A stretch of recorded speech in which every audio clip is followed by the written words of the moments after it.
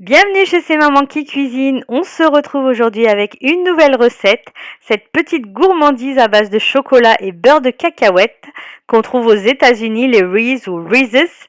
C'est vraiment super bon et très facile à préparer. Il vous faudra uniquement une tablette de chocolat au lait et du beurre de cacahuète. Je vous mets en haut à droite ma petite recette de beurre de cacahuète avec un seul ingrédient d'ailleurs. Et on passe à la préparation. Donc pour commencer, on va faire fondre le chocolat au lait au bain-marie. Donc il vous suffit simplement de mettre un récipient sur une casserole dans laquelle vous aurez mis de l'eau chaude et puis vous mélangez jusqu'à ce que tout soit bien fondu.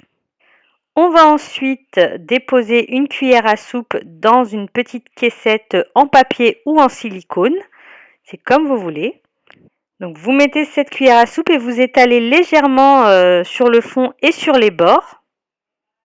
Et ensuite, on les dépose environ 15 minutes au réfrigérateur pour que le chocolat fige bien. Après les 15 minutes, on va ajouter le beurre de cacahuète au centre de nos petits cups.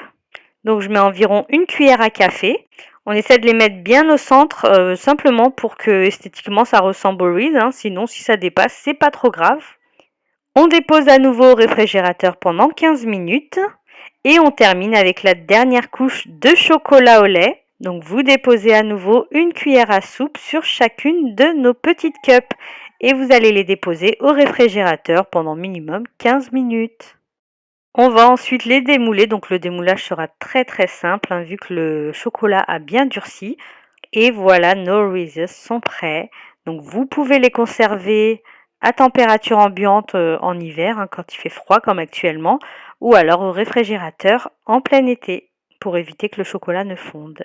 Voilà une manière très simple de les préparer, sachant que vous n'en trouvez pas souvent au supermarché et en plus le prix ne revient pas au même que si on le fait maison et au moins vous connaissez tous les ingrédients.